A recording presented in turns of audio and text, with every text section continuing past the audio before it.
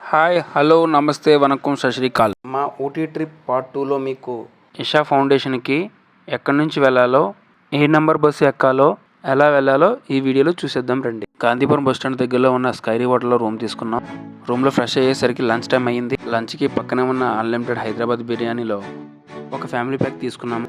తింటూ అప్పుడే స్టార్ట్ అవుతున్న India Pakistan champion trophy league match చూస్తూ ఇండియాకి చీరప్ చెప్తూ ఈవినింగ్ అయ్యేసరికి మేము ఇషా ఫౌండేషన్కి వెళ్ళడానికి రెడీ అయిపోయాము. స్కైరీ హోటల్ నుంచి బయటకు వచ్చి పక్కనే ఉన్న గాంధీపురం బస్ స్టాండ్కి వెళ్ళాం. గాంధీపురం బస్ స్టాండ్లో ఎంక్వైరీ చేయగా ఇషా ఫౌండేషన్ వెళ్ళడానికి 14A, 14C, 14D బస్సు ఎక్కొచ్చు అని చెప్పారు. మేము వెంటనే ఇషా ఫౌండేషన్ వెళ్ళే బస్సు ఎక్కి మా జర్నీ స్టార్ట్ చేసాము. మాకు గాంధీపురం నుండి ఇషా ఫౌండేషన్కి బస్ జర్నీ 1.5 hours పట్టింది. ఇది ఇషా ఫౌండేషన్ ఎంట్రన్స్. ఇక్కడ నుండి ఆదియోగి స్టాచ్యూకి 3 to 4 kilometers ఉంటుంది. లోపల లెఫ్ట్ సైడ్ ఆదియోగి స్టాచ్యూని చూస్తూ వెళ్ళొచ్చు. రైట్ సైడ్ శివరాత్రి కోసం ఏర్పాట్లు జరుగుతున్నాయి.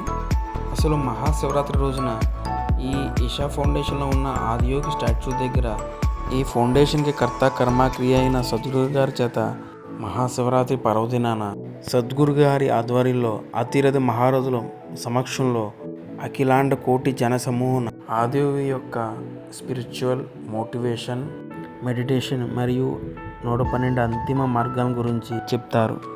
బస్సు దిగాక లెఫ్ట్ సైడ్లో ఎంట్రన్స్లో భోలాశంకరుని స్టాచ్యూ ఉంటుంది. స్టాచ్యూ పక్కన లెఫ్ట్ సైడ్ నుంచి స్ట్రైట్గా పోతే ఆదియోగి స్టాచ్యూకి చేరుకుంటాం. ఈ ఇషా ఫౌండేషన్ని మొట్టమొదటిసారిగా 2017లో భారత ప్రధాని నరేంద్ర మోదీ గారి చేత ఆవిష్కరించబడింది. అసలు మీకు తెలుసా, లోపల కొలువై ఉన్న ఆదియోగి స్టాచ్యూ ప్రపంచంలోనే అతిపెద్ద విగ్రహ శిల్పంగా ఈ విగ్రహాన్ని గిన్నిస్ బుక్ ఆఫ్ వరల్డ్లో గుర్తించబడింది. సరే పదండి, ఇప్పుడు మనం చూసేద్దాం ముందుకెళ్ళి. ఆదియోగి స్టాచ్యూకి వెళ్ళే దారిలో మనకి తినడానికి ఫ్రూట్స్, జ్యూస్, స్నాక్స్ అన్నీ దొరుకుతాయి. అలా ముందుకు వెళ్తూ ఉంటే ఆదియోగి స్టాచ్యూ యొక్క వెనుక భాగం మనకు కనిపిస్తూ ఉంటుంది. అసలు మీకు తెలుసా, ఆదియోగి దివ్య దర్శనం ఎన్ని గంటలకు లభిస్తుందో? అదేనండి 3D లేజర్ షో. ముందుకు వెళ్తూ మీకు చెప్తాను. ఇప్పుడు మనం ఆదియోగి స్టాట్యూకి అతి సమీపంలో దగ్గరలో ఉన్నాము.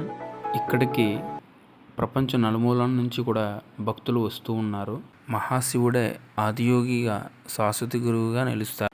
ఆదియోగి అకాల యోగాభ్యాసం ద్వారా మానవాళిని స్వయం సాక్షాత్కార మార్గంలో నడిపిస్తాడు. యోగా అనేది కేవలం శారీరక దృఢత్వం గురించి మాత్రమే కాదు, వ్యక్తుల స్పృహ యొక్క లోతును అన్వేషించడానికి మరియు తమలో తాము సామరస్యాన్ని సాధించడానికి అనుమతించే పరివర్తన కలిగించే శాస్త్రం. ఈ ఆదియోగి శివుని విగ్రహం తిరునామంతో కూడిన ఉక్కుతో తయారు చేయబడిన విగ్రహం. హలో, మీకు ఇంకా చెప్పలేదు కదా, దివ్య దర్శనం లేజర్ షో ప్రతిరోజు సాయంత్రం 7 గంటలకు స్టార్ట్ చేస్తారు. లేజర్ షో మీకు నెక్స్ట్ పార్ట్లో మీకు చూపిస్తాను. Thank you for watching. Please like, subscribe and share.